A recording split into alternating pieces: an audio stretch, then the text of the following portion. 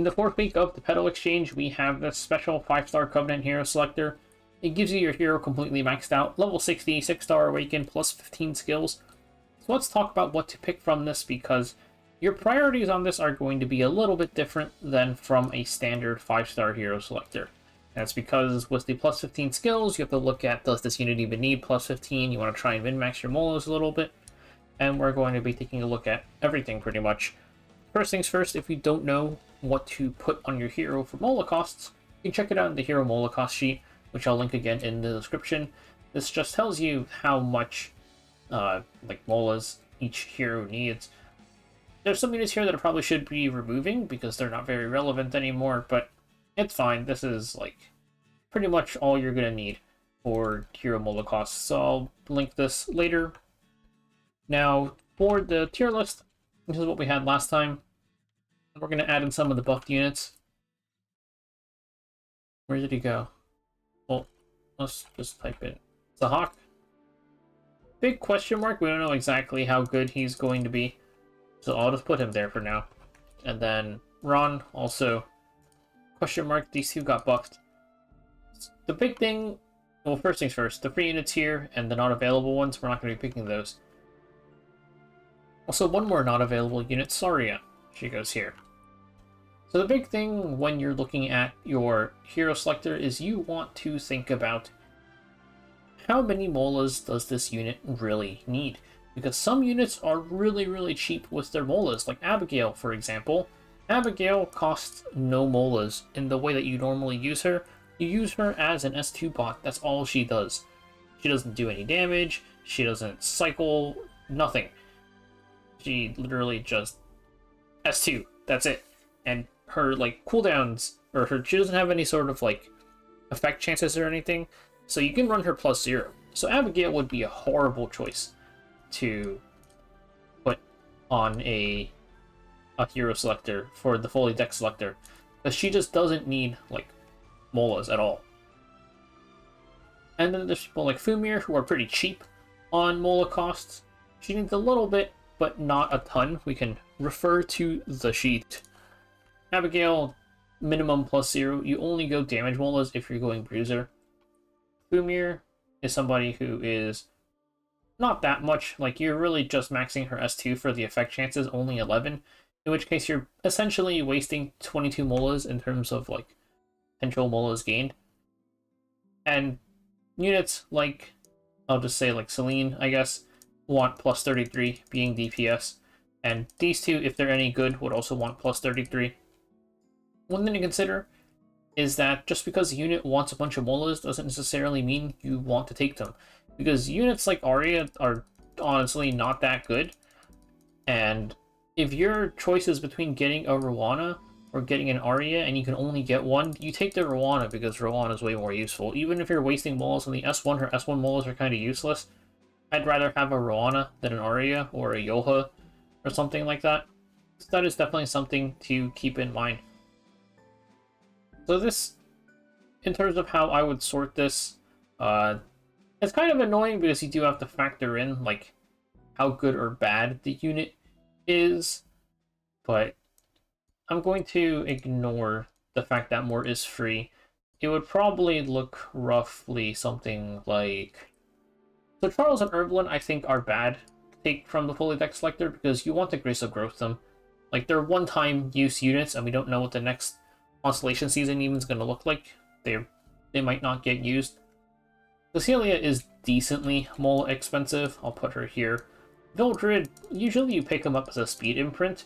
You wouldn't be taking him as your first copy, though he does go +15. So he's kind of like a little awkward spot there.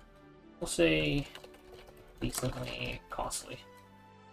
Charlotte is also a unit that you don't really Mola. Let's say no Molas.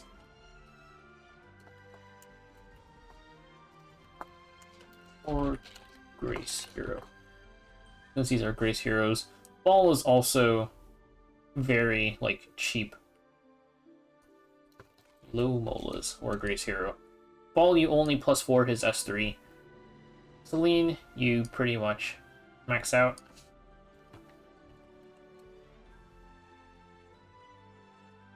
we're going to also put another tier here. I will cost. Somebody like Crow, you kind of want his S2 to a decent extent for the pushback. Yeah, and then his S3 cooldown is nice to pick up for some longer fights. S1 provoke is also nice. Why do I have Crow at 4? Let's find out. I don't remember his Mola cost exactly.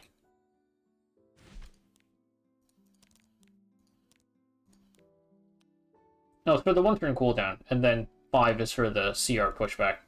So yeah, Crow is not like that expensive. Even if you max him out 21, I'll put him in the decently costly here. Somebody like Yoha, though, is pretty expensive because you do end up wanting to get the provoke on her S1, in my opinion. I think you kind of do want to go for the 28. Very worth it, I would say. So she goes into the decently expensive section. Fumir, low. And then these two go over here. This one also goes over here. Genua, same thing. DPS. Crow, same thing. Schneel, low Mola costs. Elvira, pretty low Mola costs. Because her S2 is really, like, optional. You don't have to max it. But even if you did max it, it would be pretty cheap. 11 does not sound right. 11 definitely does not sound right. I think 11 is not factoring in the, This is 3. This is already 11. 11 plus that is 14. That's definitely not factoring in the S1 provoke, which I'm actually going to remove. No one's getting Elvira's S1 provoke. We're gonna change this, and then we're gonna do it like this. I don't think like Elvira S2 is pretty optional for Guild War Arena. RT, you probably want to pick it up though. She's kind of like in the middle. We'll put her over here. And then we can change this to medium cost too.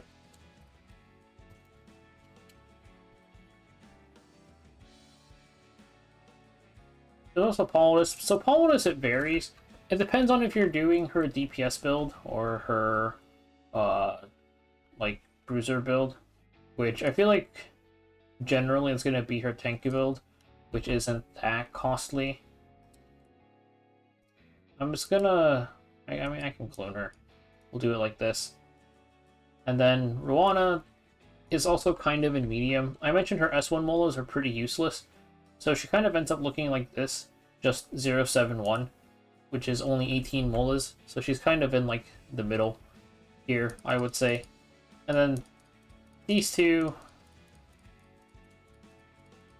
are like... Yoha is pretty close. It feels weird having them like... I'm just going to move everybody down here. Screw it. We're going to get rid of these. And again, you want to factor in like how good the unit is. Fene is medium cost because you don't need her S2 at all. Like maybe if she gets a EE for PvP or something, but she's only 22 Molas, so she's in the medium section. And then Mort is like high cost, so it kind of looks something like this. Though again, you want to like factor in how actually good the unit is.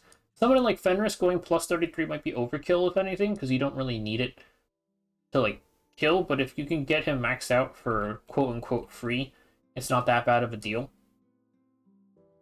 So yeah, it probably looks something like this for how you want to, like, Mola cost-wise. And if I'm going to sort this for, like...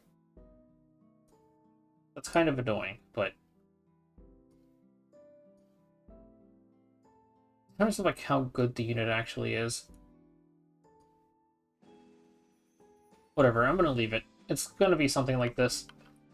There's one more thing you can do with your fully deck selectors is I kind of already did this, and I might do it again. So when I got my boss Arunka, I had an Arunka that was B Imprint for some reason.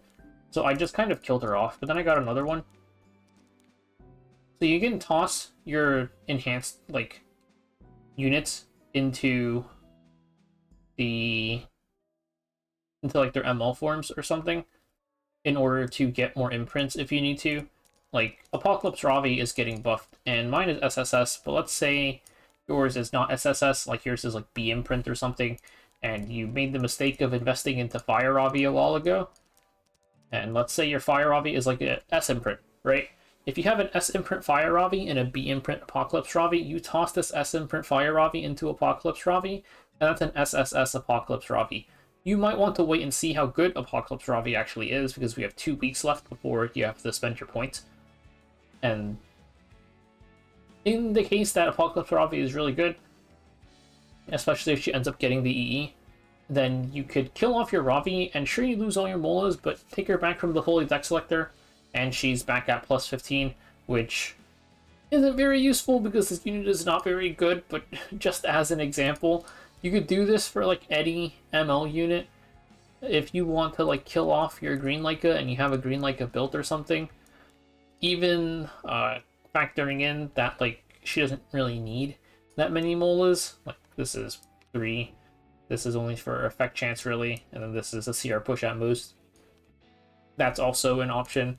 I mentioned Arunka and Boss Arunka. If you had like a plus 15 Arunka or something, that could be an option. Like I said, I had a B Imprint Arunka, and then I tossed her in. And there's one more thing you could do besides just imprinting your like alternate units, is if you just have like, if you just want to either save on Molas and you have like all your imprints are fine, you don't really need that much, what you could do is honestly just take a look at what units I haven't built yet. Like, for me, Chloe, Leica, Ilanav, Theo,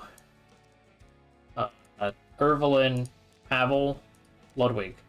These are the units where I just haven't built them yet, and I could just take them from the Holy Deck Selector.